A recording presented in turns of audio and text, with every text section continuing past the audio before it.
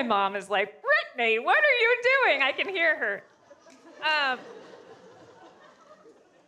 So this is just one of the costumes that our next performer wears on Instagram while he's promoting and working on his amazing documentary.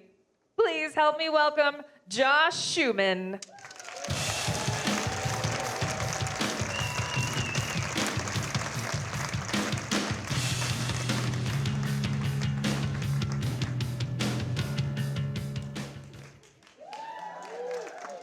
Good to be with you all tonight.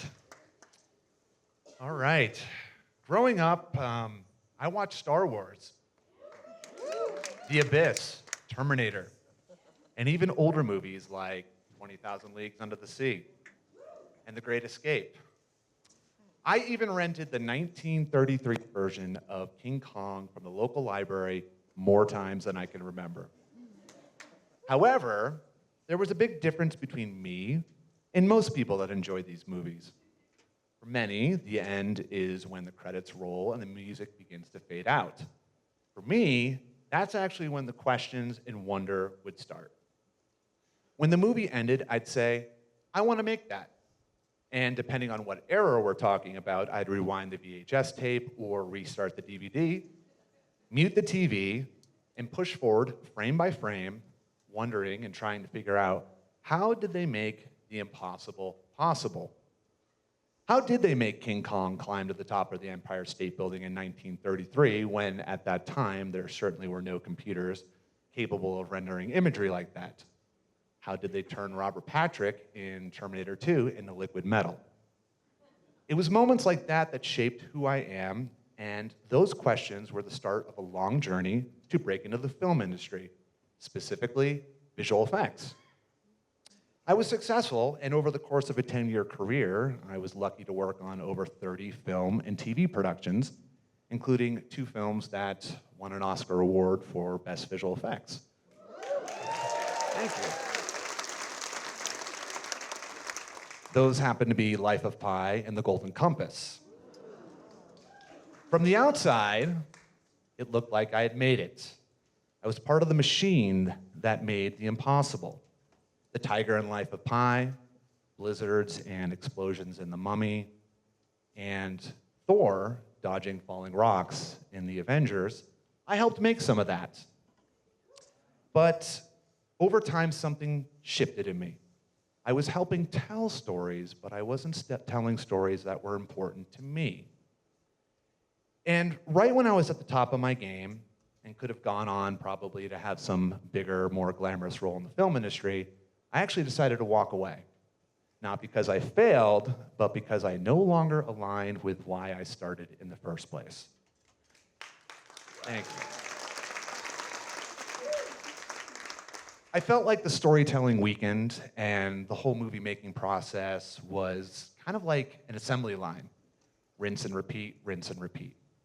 I didn't make a dramatic exit or burn any bridges. I just knew that chapter in my life had ended. I also knew deep down inside that one day I'd probably come back in some way, shape, or form, whether it was an art exhibit, a short film, or some other type of creative media project. I just knew one thing. If I was going to do it, I was going to do it on my own terms. And in order to explain what I mean by my own terms, I do apologize. I have to rewind my story yet again, this time about 30 years. And except now we're talking about music, not movies. Growing up, music didn't mean that much to me. I just listened to whatever's cool, whatever's popular at the time, or whatever my friends threw my way.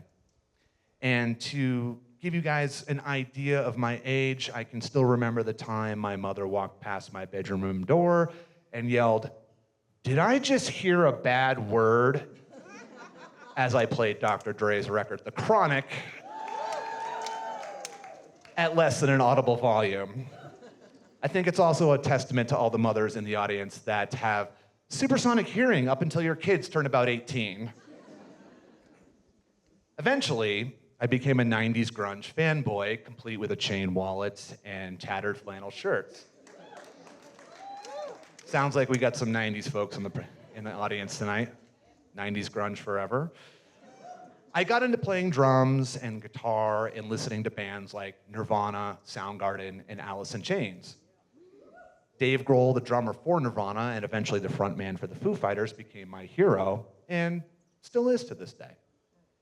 In the early 2000s, I was one of those lucky fans that got to have some amazing experiences and memories with the Foo Fighters. And over the years, I've told those stories so many times that people would say, you know, Josh, with your background in film, you should make some sort of documentary or some little project for YouTube or something like that. I never disagreed because this, along with a few other ideas I have always been on my bucket list to produce from start to finish. Fast forward to 2023. It was a year riddled with insane loss and challenges. I had to say goodbye to my dog of 20 years. I lost a dear friend to suicide. I watched my mother take her last breath as she lost her battle with cancer. Toss in an emergency appendix removal and shoulder surgery, and it was quite the party, as I'm sure you can imagine. It took me to a very low point in my life, but as I started to rebuild, things felt different.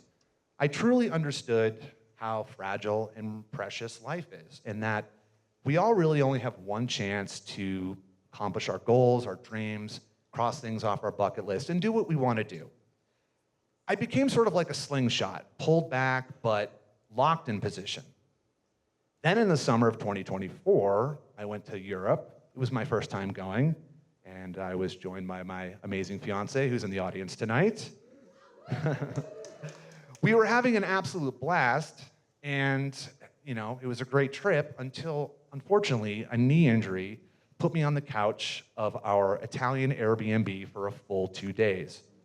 Bored and without my PlayStation, I decided to read and finish Dave Grohl's book called The Storyteller. It was excellent, and I highly recommend it to everybody here. And when I was done, I just immediately started writing. And before I knew it, I had written a 40-minute script in our Italian Airbnb. Now trimmed down to about 15 or 16 minutes and called Out of the Wishing Well, Stories, Memories, Foo Fighters. Being inspired by Dave's book and the stories that he told in it, as well as the loss of my mom, finally inspired me and made me realize maybe it's a time to tell a few of my own. Turns out tremendous loss and suffering finally gave me permission to do the thing I'd wanted to do for 25 years. The fear of failure, the money needed, or waking up to some nasty comment on my social media was no match for watching my mother cross over, or even having to skip a day trip to Rome so I could rest my knee. Looking back now, I can say all these events weren't pushing me off a cliff into despair. They were actually pushing me up a hill of success. And as I climbed past the fear, the doubt, the stress, and the sadness, I suddenly had the strength to circumvent the Hollywood machine and finally do something of my own. The point I'm trying to make is this. I could have let loss, fear, doubt shut me down. I could have told myself it was too late, too risky, or that no one would care. Instead, I used all those moments as fuel, the fire starter, to actually make this project inside of me happen. Breaking into the movie industry in the early 2000s wasn't easy. It was uncertain, intimidating, and definitely full of a lot of rejection. Just like how putting something personal into the world is today, especially with social media. I've been told by online haters that my project is stupid, no one will care, that I'm going to be embarrassing myself. I've heard it all. Of course, everyone has an opinion on social media these days. Through all of that, one thing never left me: music. I never stopped listening to the soundtrack of my youth, but this time I wasn't just listening or hearing it. I was feeling it.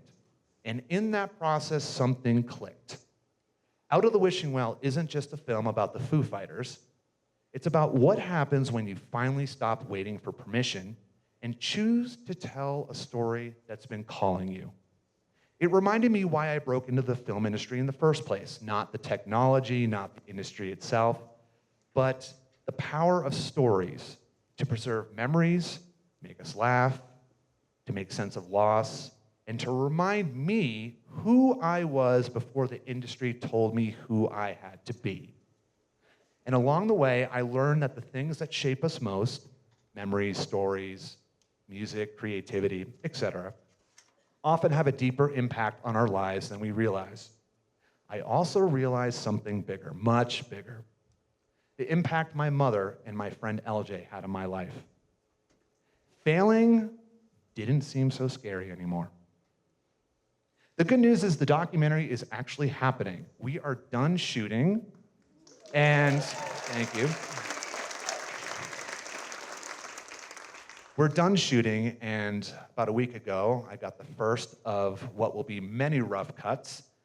And even once we get picture locked, there will be plenty more to do, trust me. But believe it or not, it's happening, and it's an amazing feeling. I've put myself on social media in ways I never thought I would, hence the costume that Britt was wearing. I've gone mega viral. I've got a reel right now that's about to crack 1 million views, which is just insane to me. I kind of can't believe it's all finally falling into place. But if you all remember that slingshot that I talked about earlier, pulled back, locked into position, the time to let it go is now. Right now. Thank you, everybody.